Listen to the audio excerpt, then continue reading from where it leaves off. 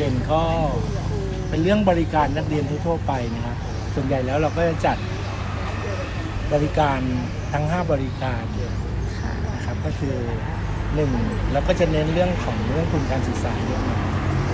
ก็มี1บริการสำรวจนักเรียนเป็นรายบุคคลแล้วก็บริการข้อสนเทศทางด้านการศึกษาทางด้านอาชีพ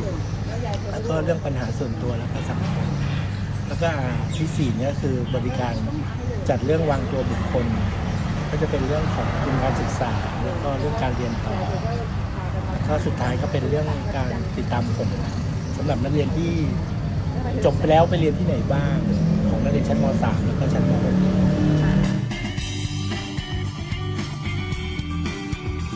เกี่ยวกับ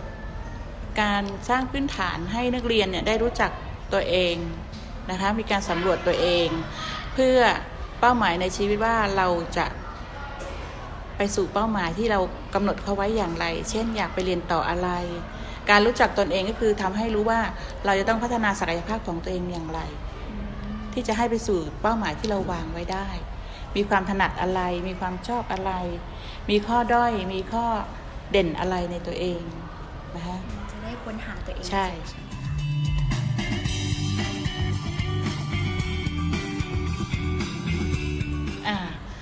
คือธรรมชาติของครูแนวคือถ้าเราเรียนจิตวิทยาเนี่ยเราต้องรู้ว่านักเรียนแต่ละคนคือความแตกต่างระหว่างมนุษย์เนาะต้องเข้าใจบางทีเราก็ต้องทำตัวให้เข้ากับพวกเนี้ยวัยรุ่นเนี้ยนะต้องเข้าใจธรรมชาติของเขาเนาะแล้วรู้ความต้องการของเขารู้ธรรมชาติของเขา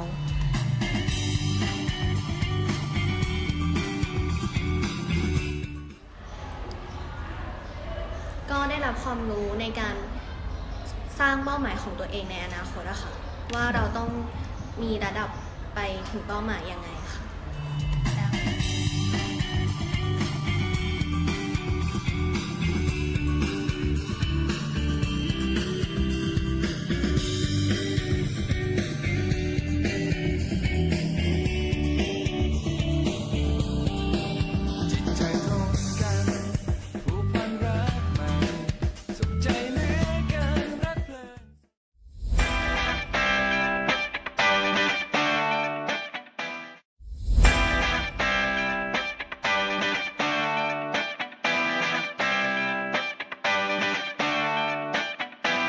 สวัสดีค่ะ วันนี้พวกเราจะมาดูกิจกรรมพัฒนาผู้เรียนนั่นก็คือลูกเสือ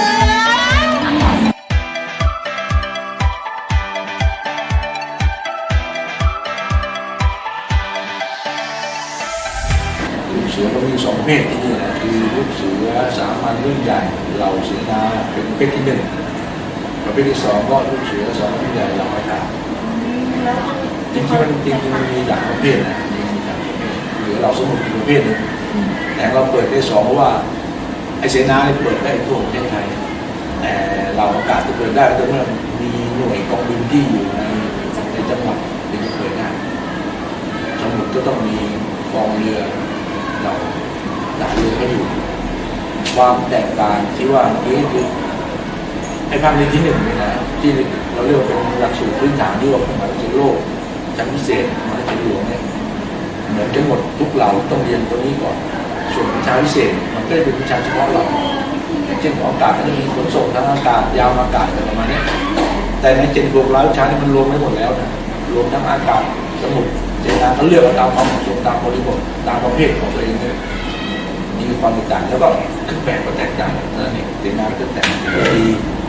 อากาศกับสีตรงข้ามกัน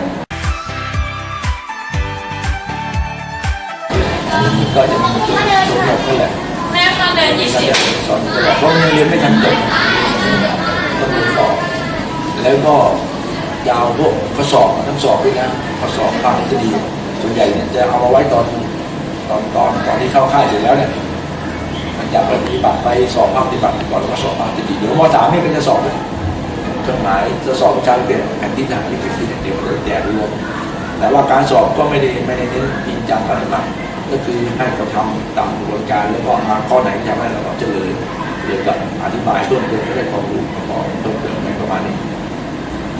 แต่ต้องจัดกิจกรรมไม่ใช่เข้าค่ายเดี๋ยวเราเลิกเลยกิจกรรมนี้ไม่แต่ตัวคือ วัตถุประสงค์เนี่ยเขาบอกว่าให้ไปใช้ชีวิตชาวค่ายเขาก็ใช้ชีวิตชาวค่ายคือไปใช้ชีวิตอยู่ในสถานที่มันคุ้นเคยไม่มีเครื่องอำนวยความสะดวกเหมือนอยู่บ้าน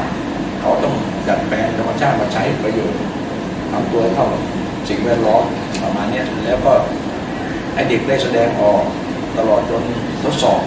ภาคปฏิบัติของวิชาเด็กอย่างที่นี่ก็ได้จัดกิจกรรมเอาในภาพรวมว่าไม่ว่าที่ไหนได้จัดคืนหนึ่งก็กลางคืนเนี่ยก็จะมีกิจกรรมผจญภัยเองมีนะอีกคืนก็จะเป็นรอบกองไฟนะส่วนกิจกรรมภาคกลางวันอื่นก็แล้วแต่เป็นวิชาชาวค่ายเป็นวิชาบุกเบิกเงื่อนเชือกแผนที่เข็มทิศแล้วแต่ความถนัดความพร้อมแต่ละคนแต่ส่วนใหญ่หลักก็หนีไม่พ้นก็จนภายคืนนึงกับคืนนึงนะแล้วก็รอบกองไฟประมาณนี้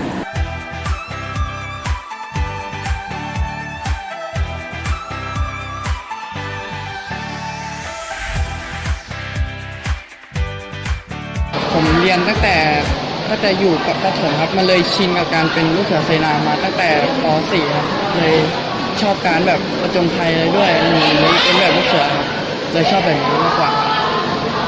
ส่วนผมชอบการเอาชีวิตรอดเกี่ยวกับลูกเสือเสนาเพราะมันมีความสนุกแล้วก็ความสนุกผมชอบโดดร่มครับลูกเสืออากาศให้อะไรหลายอย่างครับช่วยเอาตัวรอดในป่าเอาตัวรอดในสถานการณ์ที่ขับขันครับ ครูเขาให้เลือกเรียนตามความสนใจใช่ไหมคะแบบไม่ได้จัดกลุ่มให้ใช่ครับ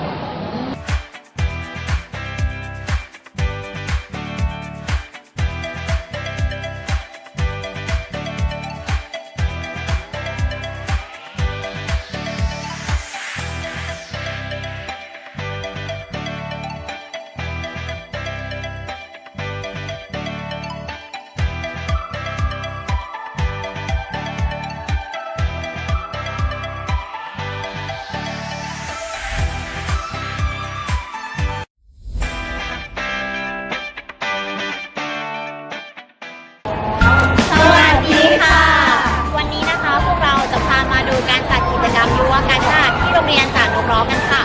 ไปดูกันเลยค่ะ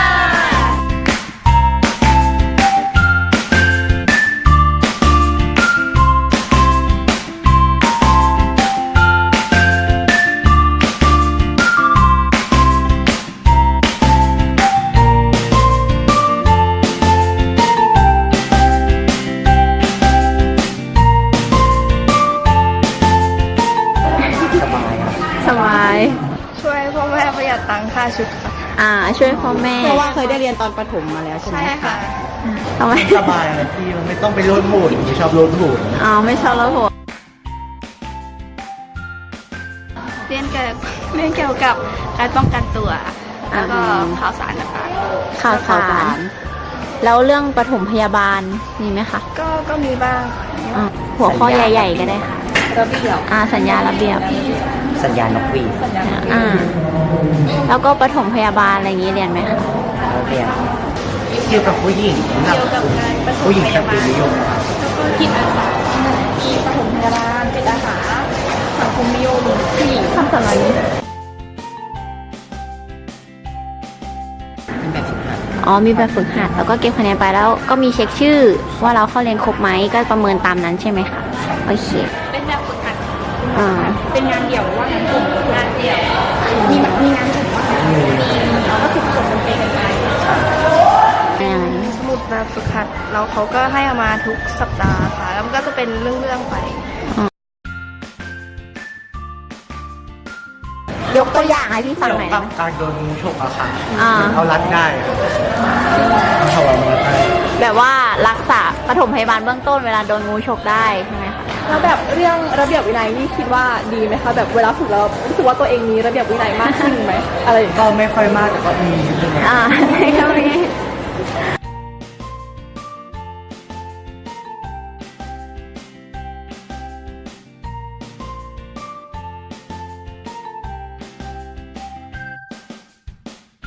แบบกิจกรรมไม่โลดโผนด้วยเป็นกิจกรรมที่ใช้ได้แบบในชีวิตประจำวันเช่นมันกินหลายอย่างมันทั้งหนึ่งมันก็ยังมีหนึ่งเกี่ยวกับเรื่องระเบียบวินัยด้วยสองในเรื่องของการบำเพ็ญประโยชน์สามในเรื่องของ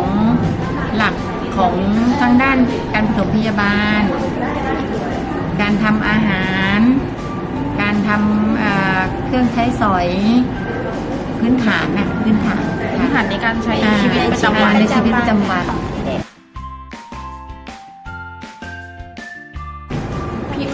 พี่มีหลักสูตรของพี่เองอะนะใช่ค่ะแล้วก็พี่ก็จะแบ่งหมดกันสอนอย่างครูของเราเนี่ยมีทั้งหมด11คนใช่ไหมคะพี่ก็จะแบ่งกันสอนคนละเรื่อง1สัปดาห์นี้ก็นักเรียนอย่างยุวกชาติมี80คนเนี้ยพี่ก็จะแบ่งเป็น2กลุ่มละ40คนในสัปดาห์นึงก็จะเรียน2กลุ่มในเรื่องเดียวกันมันก็จะจบคอร์สในหมดเทอมพอดี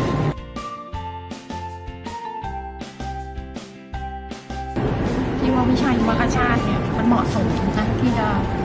มีอยู่ในหลักสูตรต่อไปอ่ะว่าส่วนใหญ่แล้วเด็กที่มาเรียนยุวกชาติก็จะเป็นเด็กผู้หญิงนะก็จะมีผู้ชายบ้าง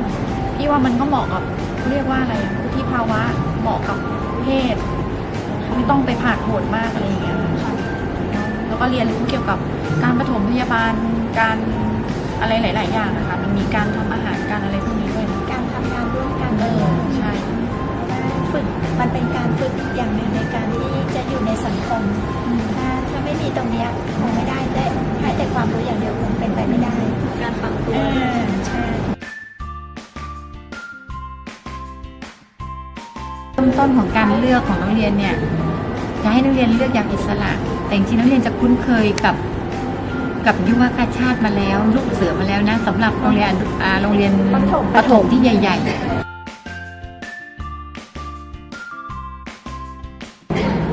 ก็มีผ่านกับไม่ผ่านการสังเกต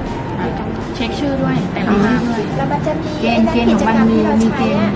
กิจกรรมที่จะใช้แล้วก็จะมีกิจกรรมตอนวัดผลตอนท้ายอยู่แล้วมีกิจกรรมให้เรียนปฏิบัติทำเหมือนกันสอบคล้ายๆข้าวมีอยู่แล้วให้เด็กฟังในทุกครั้งมากนะคะที่ให้ความร่วมมือแล้วก็ให้ความรู้ได้เปลี่ยนประสบการณ์ให้พวกเราได้ฟังค่ะก็ขอบคุณมากทำความเคารพ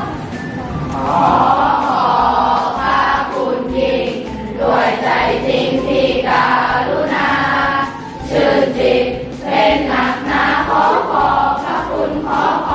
ระคุณขอบคุณค่ะ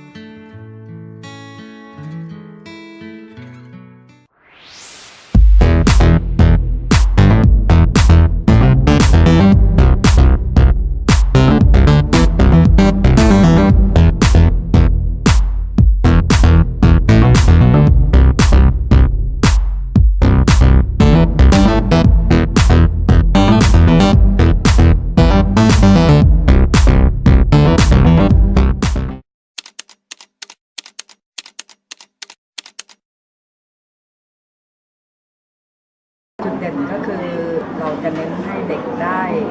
ฝึกปฏิบัติตนให้เป็นคนดีแล้วก็มีวินัยตามกฎคำปฏิญาณนะคะแล้วก็เน้นที่รู้จักการแบ่งปันเผื่อแผ่คนอื่นดูแลตัวเองให้ได้แล้วก็แบ่งปันคนอื่น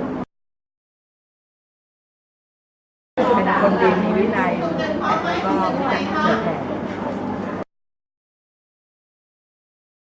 จัดตามโครงสร้างให้ล้อกับโครงสร้างของสมาคมที่มีประโยชน์จัดให้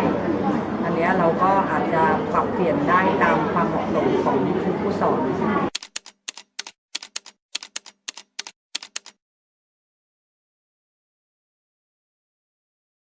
ที่นี่ก็จะเป็นกิจกรรมที่ให้นักเรียนบำเพ็ญสาธารณประโยชน์ให้กับ ไม่ว่าจะเป็นครูนักเรียนหรือเพื่อนร่วมงานภายในโรงเรียนทั้งหมดก็คือให้นักเรียนทำเกี่ยวกับสาธารณประโยชน์ให้กับโรงเรียน ไม่ว่าจะเป็นการช่วยยกของการถือของการทำกิจกรรมที่มันเป็นบำเพ็ญประโยชน์ของนักเรียนทั้งหมดมีเป็นกิจกรรมที่ให้นักเรียนไปทำบำเพ็ญประโยชน์นอกโรงเรียนก็จะมีเป็นการเข้าค่ายกิจกรรมเดย์แคมป์ที่เราจะไปวันเสาร์นี้ที่อุทยานประวัติศาสตร์สุโขทัยค่ะ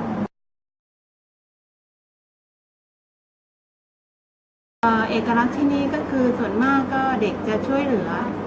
ถ้าส่วนใหญ่ก็คือช่วยเหลือการทำกิจกรรมที่เป็นสาธารณประโยชน์ให้กับเพื่อนนักเรียนด้วยกันเพื่อนครูอะไรอย่างเงี้ยค่ะ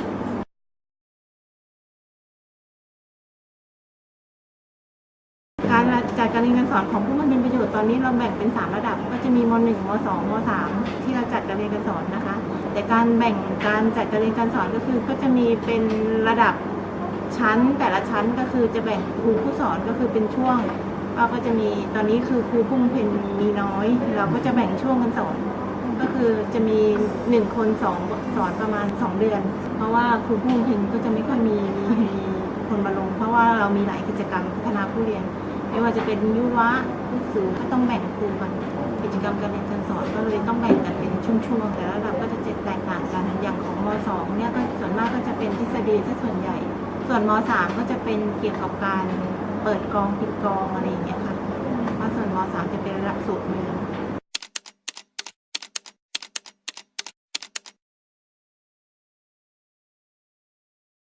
กฎท่าทางสัญลักษณ์แล้วก็เพลงเช่นเพลงยออาตุไกแล้วก็เพลงผู้เป็นประโยชน์ช่วยเหลือผู้อื่นได้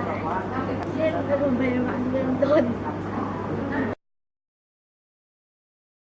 ก็เรียนเกี่ยวกับพวกสัญลักษณ์นะคะแบบว่าสัญลักษณ์มือแล้วก็เป็นแบบว่าการเข้าแถวเรียนเกี่ยวกับระเบียบการบำเพ็ญประโยชน์อะไรประมาณนี้ค่ะ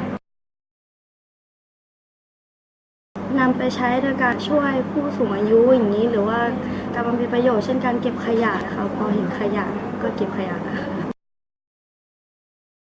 เคยได้ไปเก็บขยะที่โรงเรียนนะคะแล้วก็เคยไปเนินมะปรางไปเรียนรู้เกี่ยวกับธรรมชาติอะไรอย่างเงี้ยค่ะโรงเรียนจ่านกร้องเล็งเห็นถึงความสำคัญของการจัดกิจกรรมพัฒนาผู้เรียนทั้งกิจกรรมแนะแนวกิจกรรมนักเรียนและกิจกรรมเพื่อสังคมและสาธารณประโยชน์โดยเฉพาะอย่างยิ่งการจัดกิจกรรมนักเรียนที่มุ่งพัฒนานักเรียนให้มีระเบียบวินัยการทำงานร่วมกันและความเป็นผู้นำและผู้ตามที่ดีทั้งนี้ต้องขึ้นอยู่กับความถนัดและความสนใจของนักเรียนโรงเรียนจ่านกร้องจึงจัดกิจกรรมนักเรียนทั้งกิจกรรมลูกเสืออากาศเนตรนารียุวกาชาติผู้บำเพ็ญประโยชน์จึงถือได้ว่ากิจกรรมดังกล่าวมีความหลากหลายตามความสนใจและแสดงถึงการเป็นต้นแบบโรงเรียนที่มีกิจกรรมนักเรียนที่ครบถ้วนสมบูรณ์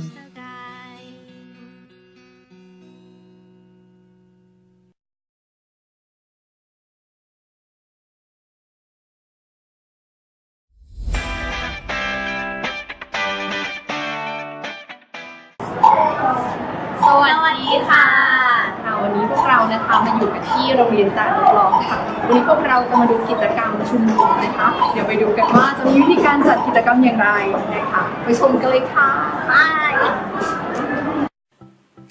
กิจกรรมพัฒนาผู้เรียนโรงเรียนจ่านกร้อง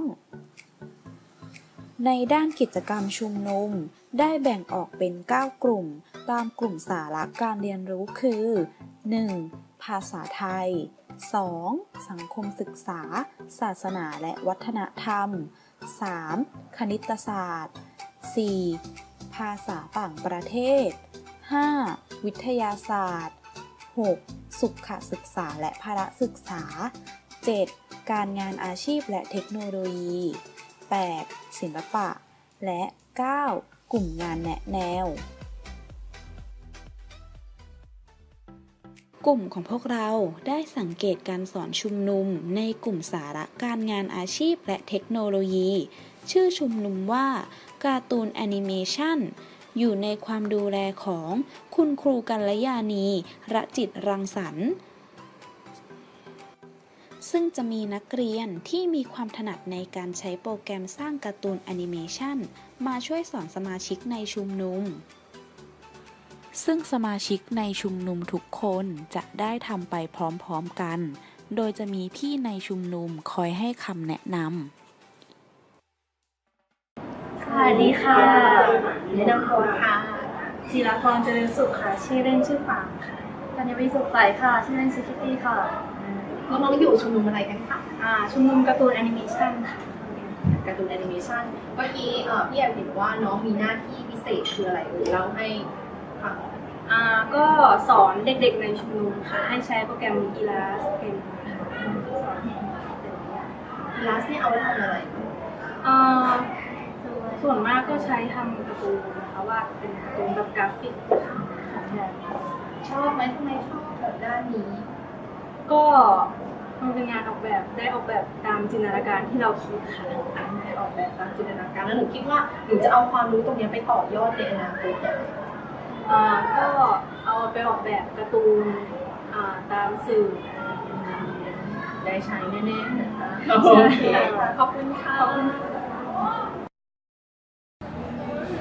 สวัสดีค่ะ วันนี้เรามาสัมภาษณ์คุณครูนะคะกิจกรรมชุมนุมของเรานะคะ เดี๋ยวให้คุณครูแนะนำตัวก่อนเลยค่ะ คุณครูก็ชื่อครูกัลยาณีนะคะวจิตรังสรรค์สอนชุมนุมการ์ตูนก็เราก็มีสมาชิกประมาณ40 คนเด็กสมัครเข้ามานะคะแอดมาทางออนไลน์แล้วก็เราก็จะมีการเลือกตัวแทนแล้วก็มีสตาฟแล้วก็อันเนี้ยเขาก็จะเป็นคนที่ชอบการ์ตูนอยู่แล้วเขาก็จะสอนน้องๆแล้วก็จะมีการตั้งประเด็นมาเหมือนกันว่าอยากเรียนเรื่องอะไรพี่เขาก็จะไปเตรียมมาแล้วก็มาสอนน้องแล้วเราก็เปิด Facebook ให้น้องส่งงานพอสิ้นปีเราก็มีการประเมินเหมือนกันว่ามีนักเรียนคนไหนมีผลงานดีเด่นอะไรอย่างเงี้ยเราก็อาจจะมีการให้รางวัลกันเล็กน้อยอะไรเงี้ยเป็นกำลังใจแล้วสุดท้ายส่วนหนึ่งก็คือเราเก็บเอาไว้ว่าเด็กคนไหนที่มีผลงานเป็นเลิศเราก็ทาบทามเอาไว้สำหรับเป็นตัวแทนของนักเรียนไปแข่งขันกิจกรรมต่างๆของโรงเรียนด้วย แล้วเด็กในชุมนุมนี่มีตั้งแต่ม .1 ถึงม .6 ไหมคะหรือว่าใช่เราเปิดฟรีให้เด็กเข้าเราก็จะเปิดประมาณอย่างสมมติเราบอกว่าเปิดตอนเที่ยงคืนเด็กก็จะสมัครเข้ามาส่วนใหญ่เด็กก็จะแบบพยายามรีบเข้าตั้งแต่เริ่มเปิดก็จะเต็มวัยสำหรับกลุ่มของเราอะไรประมาณนี้แล้วก็ระบบวัดผลประเมินผลเป็นของมข.ไหมคะใช่เขาก็จะมีการเช็คชื่อพี่เขาจะจัดการเองก็คือเช็คว่าวันนี้ใครมาใครไม่มาถ้าขาดเกิน4 ครั้งเราจะถือว่ามข.โอเคค่ะขอบคุณค่ะนอกจากนี้ยังมีชุมนุมอื่นๆอีกมากมาย เช่น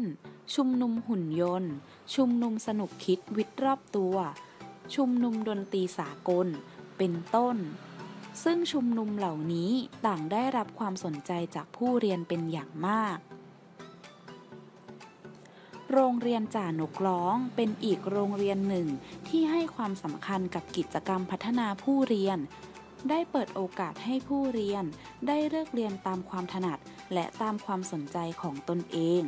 ให้ผู้เรียนได้ลงมือปฏิบัติจนเกิดเป็นทักษะ จากการมาสังเกตการสอนครั้งนี้ พวกเราได้เห็นแนวทางในการจัดกิจกรรมพัฒนาผู้เรียน ซึ่งสามารถนำไปปรับใช้ในวิชาชีพครูในอนาคตได้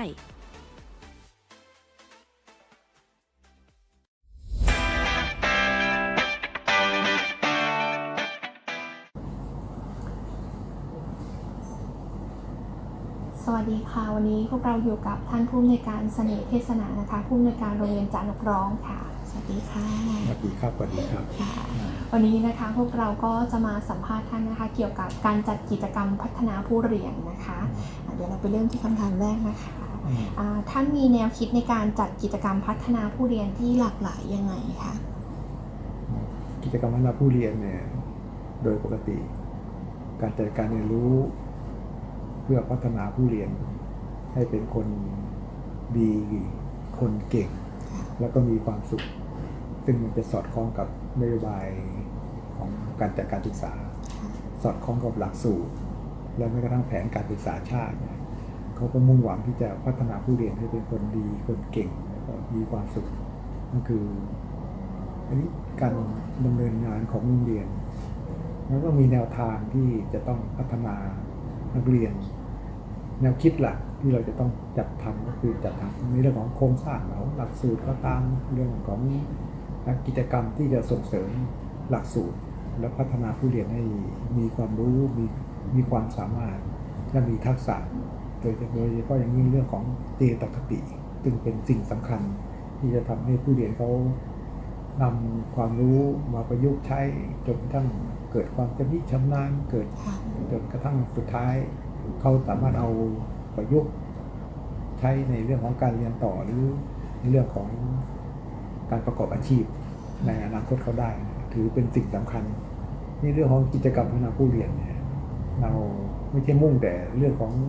การจะส่งเสริมเขาเป็นคนดีหรือเป็นคนที่มีประสบการณ์ในการทำงานมันไม่ใช่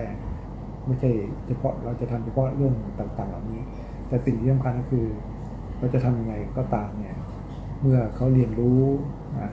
ได้รับความรู้ไปแล้วเนี่ยก็ต้องเอาไปฝึกฝนในการฝึกฝนก็ต้องทำยังไงให้เกิดทักษะเกิด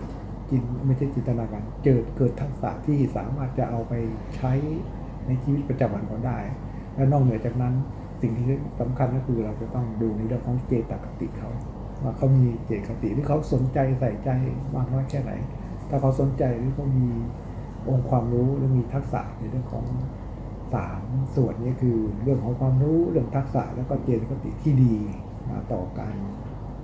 ดำรงชีวิตของเขาเนี่ยเขาสนใจอะไรเขาถนัดอะไรก็เป็นสิ่งที่โรงเรียนต้องส่งเสริมสร้างเขาและในการเสริมสร้างเนี่ยมันก็มีรูปแบบวิธีการเยอะมากนี่ในองค์ประกอบของหลักสูตรจริงๆกิจกรรมพัฒนาผู้เรียนมันจะมีอยู่3องค์ประกอบหลักๆนะหลักสูตรมีการเปลี่ยนแปลงมากมายครับตั้งแต่ 2544 ก็มีการเปลี่ยนแปลงในเรื่องของการพัฒนาผู้เรียนเนี่ยนะองค์ประกอบหลักๆคือปัจจุบันนี้นะ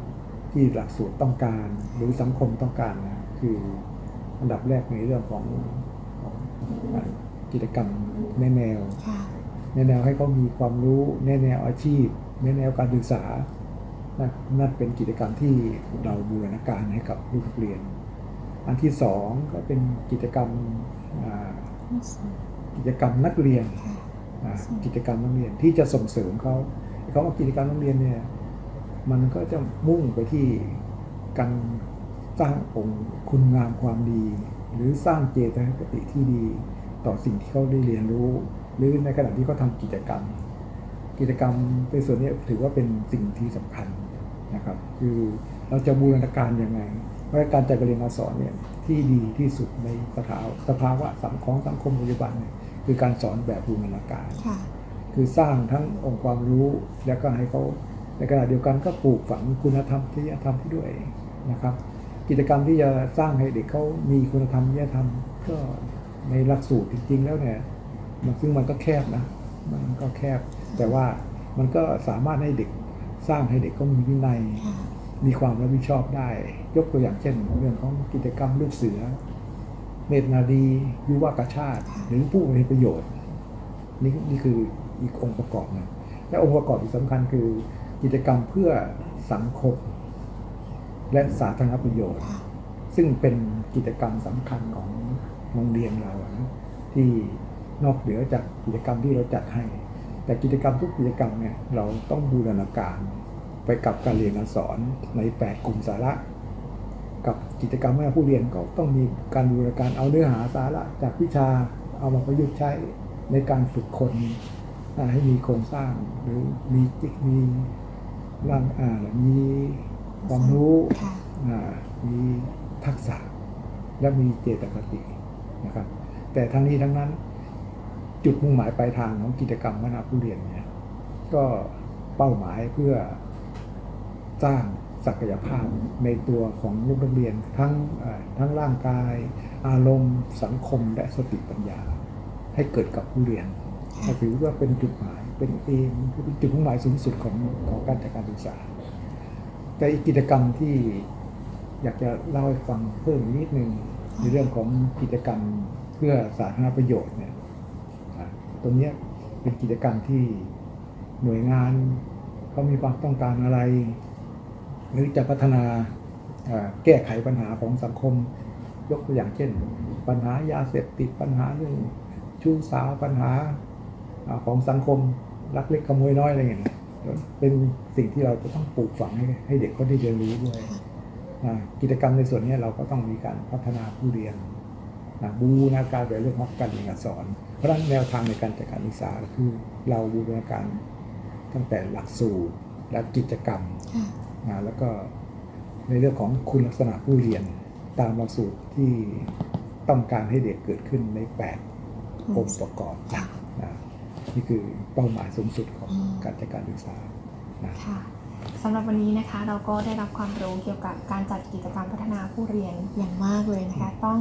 ขอบพระคุณท่านผู้อำนวยการเป็นอย่างสูงค่ะและในนามของนิสิตคณะศึกษาศาสตร์สาขาวิชาภาษาไทยนะคะก็ต้องขอบพระคุณนะคะที่ได้ให้ความอนุเคราะห์กับพวกเราได้มาศึกษาดูงานกิจกรรมพัฒนาผู้เรียนค่ะขอบคุณค่ะ สวัสดีครับ